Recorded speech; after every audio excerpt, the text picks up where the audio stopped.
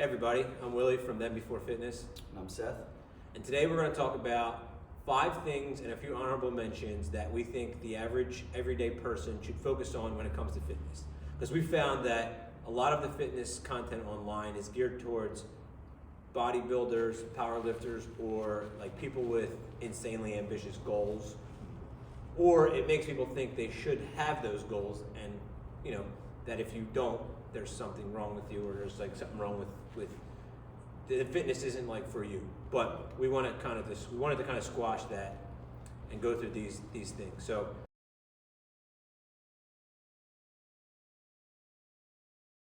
Seth, what was the first thing on our list?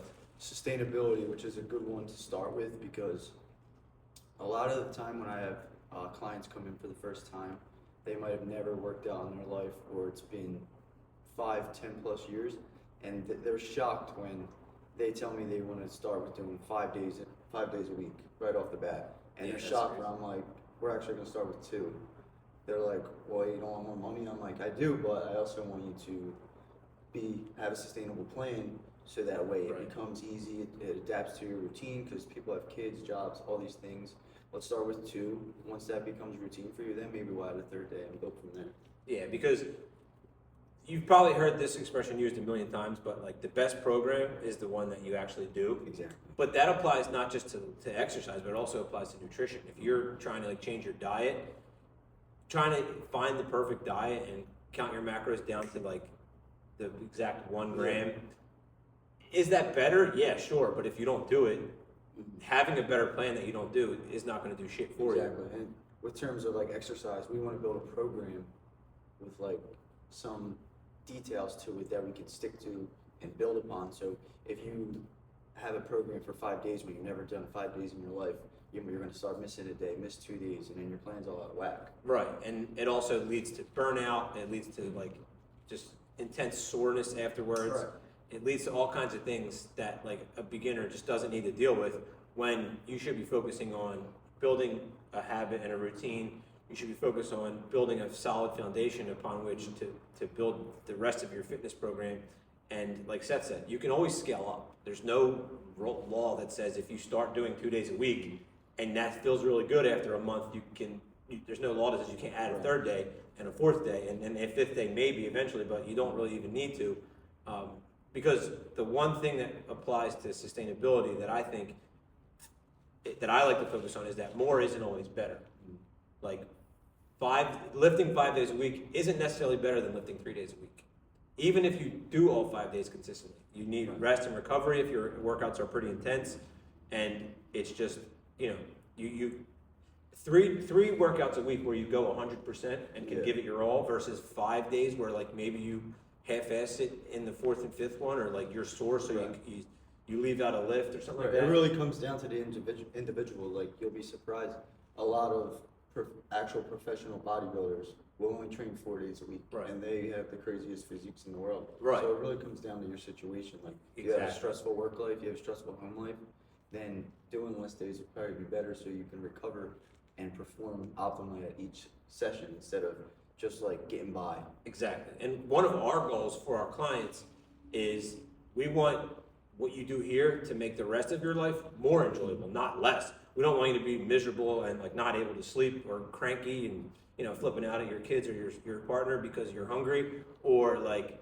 doing a poor job at work because you're sore, or like you can't enjoy your hobbies because like your hamstrings are so smoked from doing 4 or 5 intense workouts a week that you can't really, like, you can't go hiking, or you can't swim, or you can't chase your kid around the yard. Like, we don't want that. We want you to be better at those things, and those things are more enjoyable. We want this to add to your life, not to take away from it. Number 2 on the list was protein. So obviously when it comes to fitness, we get a lot of questions about nutrition, and there's volumes and volumes and volumes of books written on nutrition. But if you had to boil it down to one thing to focus on, it would probably be protein, because a lot of our clients are done playing organized sports. They're in their 40s, 50s, 60s, and one thing that's a huge issue for people at that age is that they're losing muscle quickly, they're losing strength quickly, they're losing power quickly, And, you know, it's hard to gain muscle at those ages, so it's helpful to build it when you're young. But if you are in those age brackets, protein and strength training are going to be your biggest resource in terms of, if not building muscle, maintaining what you currently have. In addition to that, I mean, a lot of people who come to the gym to seek our services, 9 times out of 10, they are trying to lose a little bit of body fat, lose some general body weight. Yeah. So that's when protein becomes even more important, because if you're in somewhat of a deficit, you really want to make sure you're still meeting that protein goal. Yeah. Not necessarily cutting out the protein in your diet, rather the other things. So that's why we emphasize protein. For sure. Yeah, because like Seth said, if you're trying to lose weight and you want to lose 15 pounds and you lose 15, that's great. But if you lost 15 pounds of muscle, Right. you're not going to look better. So you went through that deficit, and you know, like ate less, and you know, we're more disciplined for nothing essentially. So protein is the number one thing. So if you're trying to get in shape or lose fat and gain muscle or look better or perform better or anything, make sure you're hitting your protein goals. And I would say if you wanted to take it to the next level, you could count your protein and your calories, and if that's Right. all you did, you'd be in great shape. Yeah, for the general population, if you just like give yourself a calorie range, or like we obviously help people come up with a calorie range for people, and we always set a protein parameter as well. Yeah. For general population, that's gonna work most of the time. Right. Like if you're trying to get down to 8% body fat and like compete in a show on stage, that's not going to be enough. That's when you have like a super specific meal plan, Yeah. and you're trying to manipulate any little variable. And I feel like that's what most content caters to, and that's a valuable thing to Right. know if that's what you're trying to do. But you know, you've been doing this longer than me, but I mean, I don't know anybody that's trying to do that. Right. So We're trying to help create a smaller barrier to entry. Yeah, So exactly. People don't think of fitness and are like, oh, there's just so much involved, I can't do it. Yeah, We're trying to get people there's- started. there are easier ways to do things where you'll make progress, and it'll probably be slower. But if you're taking the long-term approach anyway, who really cares? If you lose a pound a month, over a year, that's 12 pounds. Exactly. That might feel like you're not losing weight in the moment, and it might feel like it's going too slow. But if you went from, like, I'm 200 pounds right now, and I want to get to 185. If I was 185 after 15 months, Right. it would feel like a long time in those 15 months. But a year and 3 months from now, I'd be like, damn, I'm really glad that I did that. You know what I Yeah, mean? and you've done so many other good things in that time. You've Right. built better habits. You've had consistent, Exactly. sustainable routine. And Yep. All right. So number 3, number 3, we have strength. strength. Yes, I knew that. I just forgot the order. Yeah, that's Strength. fine. Yeah. So obviously, strength's important in fitness. We really focus on strength as our primary pillar in our programming for the Fit for Life program that you mentioned.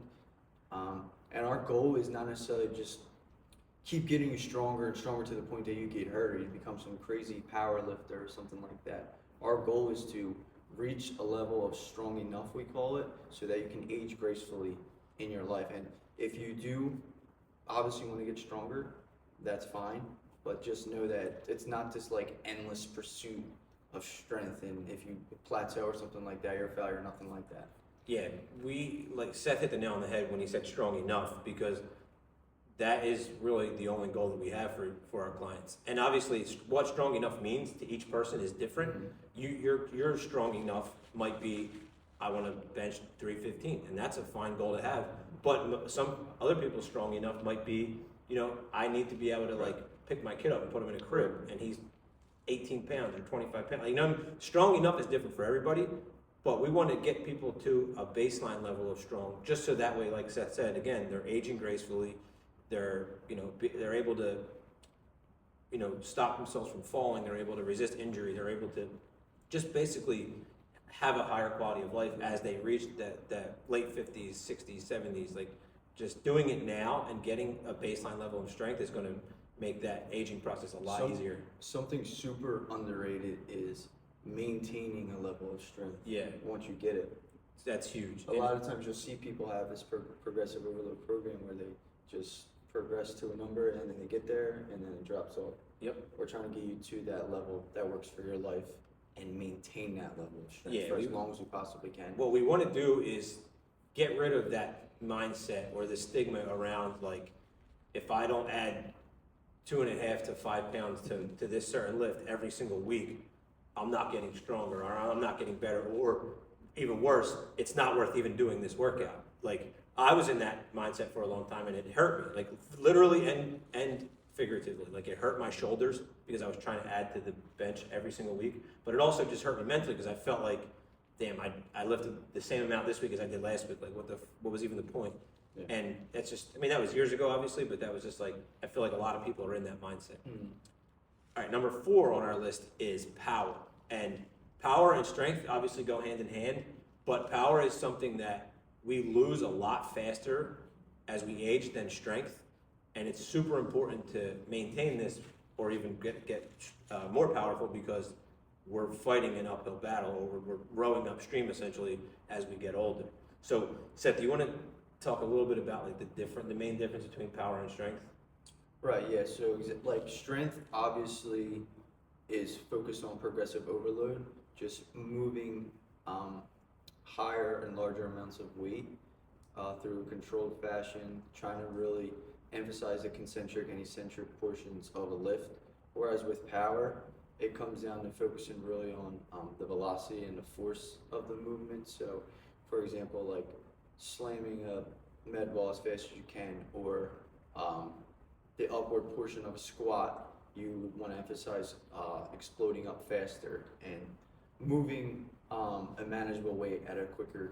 Yeah. Also jumping, Yeah, things like that. like being able to generate force off the ground is a huge thing. And so obviously, like I said, they go hand in hand. You can't really work on power without working on strength, or vice versa. Or a quick example that might in terms of weightlifting, like a 1 rep max is like the extreme, The end all be all of metric fitness. of strength. Yeah. Whereas like power, you would decrease that to maybe like 40-50% of your 1 rep max and focus on like How quickly you can do it. Yeah, Yeah. Or like in a jump, how high can you do it, or that kind of thing. things like that. And like Seth said, we work on power in the Fit for Life program through med ball slams against the floor, against the wall, throwing them far, squat jumps, hex bar jumps. There's a lot of different things that we implement in the program that are there to build power. But one of the honorable mentions, which I'll bring up now, there's another side to that coin, which is, as you want there to be as strong a deceleration in your program as there is acceleration. So if you're building up power, you're basically, think about it like building a train, and you're building this locomotive that's barreling forward. Well, trains need to be able to stop, otherwise they're going to crash, they're going to fall off the tracks. So that's why you see a lot of like ACL tears and like non-contact injuries in sports, because people are pretty consistently working on being able to jump higher or run faster or cut quicker or do all these things, but they forget the other side of that coin, which is to build the brakes. Right. So as much as we are working on building your power, we're also working on building your brakes. And then the 5th thing of our list is mobility. So this is arguably the most important. These weren't necessarily in any order of what you should focus on. They're all pretty equally important, but this one, if you only listen to one, it would probably be this one. Yeah. Like, I've yet to come across any individual, no matter how experienced they are in fitness, that doesn't have one sort of mobility issue. Or like, where Or like weakness in its Exactly. mobility. Yeah. And mobility is a lot more involved than just stretching. Like, Right. You've probably seen the meme online. Like, I see people, like, I'm in my mid-30s now, and I see people like that I went to school with that are pretty into fitness sharing memes all the time and say, like, you're not old, you just need to stretch. And while that is true, it's not the whole story. You need to be able to also move in different ranges of motion. Mobility is taking your joint through a range of motion against or through resistance. Yeah. Right. So some common mobility issues that we run across are ankle mobility issues that hamper or inhibit someone's ability to squat heavier. Shoulders are like probably the number one. Like, people can't move their shoulders, can't touch their hands behind their back. And these things don't always come from an injury either. Like, they just come from not using Posture, it. what you do for work. Yeah, if you've seen 40-Year-Old Virgin, you know the quote, if you don't use it, you lose it, which is funny in the movie, but it's true when it comes to mobility. You know, sitting down inhibits your hamstring and hip range of mobility. You know, people don't realize that like your middle of your back, your thoracic spine needs to be mobile. Ankles, knees, hips, spine, shoulders. Yep. Someone's bound to have some sort of issue, if you will, in those areas. And what ends up happening a lot is people who don't have the shoulder mobility will bench heavy, and they're supplementing that lack of shoulder mobility with a different type of mobility, especially when you like press overhead. I see it all the time. People will bend their lower back, which leads to low back pain because you shouldn't be moving your lower back. You should be moving your shoulder in that lift. Like, so these mobility issues are not just for people who don't lift or for people who do lift. It's for everybody. Right. It helps you in day-to-day life. It helps you in lifting. It helps. Like, I can't think of one sport or one job or one like lifestyle that mobility would not help. Right. Whether you're a power lifter or a bodybuilder, like we talked about in the beginning, that this video isn't for, but those people need mobility as well. But even if mobility and strength really go hand in hand. Yep. I mean, mobility is going to reduce your injury, exactly, boost your performance, so you have greater range of motion within the movements. Like you can get in and out of them much easier, and as well as like you said, your everyday life. So how we address that is we incorporate mobility into our warm up or priming, if you will, and we include movements that we think people should use that will improve their everyday life, as well as the movements we're going to do that day. So like if we're going to emphasize overhead pressing, we're really going to work on the shoulder joint and the scapula and upper back and things like that. Right, and then for things like squats, we're really work on priming those ankles, knees, and hips, as well as your hamstrings. But I did say there were a few honorable mentions, and those, I felt weird calling them honorable mentions because they're also pretty important, but 5 just felt like a good number. Yeah, and we just wanted to emphasize those 5. Yeah, those 5 are like the main things, and if you focus on those 5 things, you will kind of indirectly hit the honorable mentions, because the honorable mentions are cardio, grip strength, and balance. So if you're working on mobility and power, and even strength, there's a lot of moves that you're doing in there that you're not going to be able to do without balance. Exactly. If you're doing a one leg RDL, you're not going to be able to do that if you don't have good balance. So you're going to hit those things naturally, but if you wanted to, like, if you're one of those overachievers and you wanted to get a gold star, then you want to add those 3 things to the mix as well. So cardio is super important as we age, but that doesn't mean like you need to go outside and run 2 miles, 3 miles every single day. It doesn't mean you need to get on the treadmill for an hour and like just, you know, mindlessly trudging along. And, you know, it just means work on sprints here and there. And if you want to do a little bit of like the steady state, long distance or endurance cardio, that's fine every once in a while. But what we like to focus on with cardio is just getting on the assault bike or the treadmill a little bit and getting your heart rate up and just work on like, not just being able to perform better where like you do 2 miles or you do a certain amount of time quicker or better, but also like your recovering heart rate too. Like how quickly does your heart rate come back down after you're done that cardio? So like there's a lot that goes into cardio besides just mindlessly, you know, pounding the pavement. Right, like the general guidelines that they say are 150 to 300 minutes of moderate aerobic activity. Obviously, if you're getting a personal training session, we're not going to use our whole entire time dedicated to cardio. So we try to give you at least a good amount of more intense, but not like crazy intense that you're going to get hurt. And then we'd recommend like just taking brisk or nice walks. Yeah, if you have a job, where you're on your feet, that counts. So, yeah, it doesn't have to be continuous either. That's like total minutes throughout the week. So like, say you deliver packages or you're a mailman or something like the mail carrier. Yeah, you're gonna get enough steps in, so you already met that requirement. Right, and like you can ride your bike, you can swim, you can walk your dog. Like there's a million different things that you can do to get that like low intensity cardio in, and then when you come here or if you go to another gym or whatever, we add like it's a bonus. Less than 10 minutes of like the high intensity but short time frame. Like our cardio at the end of Fit for Life is if you do the bike, it's 4 minutes. If you do sleds, it's like 8 minutes. Like it's not a huge thing, but it is something important that we need to focus on. Right. And then balance, we do a lot of like standing on one foot. Yeah. Standing, Staggered stances, one Yeah. leg stance. are all huge because they help you get stronger. They help you do Yeah. like different lifts. But B, I mentioned earlier, like aging is one of the things we lose as we age is strength and power, but balance is another thing that we lose. And like the statistics around like mortality rates after somebody falls and like breaks their hip or falls and like they get laid up in the hospital because they need a knee replacement or they need, they get injured somehow, are pretty alarming, honestly. Like that, when I read them, I was shocked. Yeah. And building up strength and balance and power and that deceleration factor we talked about are all huge components to like, if you trip over something, you have a small dog, you trip over them carrying groceries in, you can stop yourself without getting hurt. If your stairs are wet and you slip going down the steps, you can stop yourself without getting hurt. Or even if you do fall, you can absorb the impact a little bit better. So these are all just things that like, while fitness is a great way to look better and feel more confident and be better at basketball and be better at, whatever sport you play or whatever hobby you have, the biggest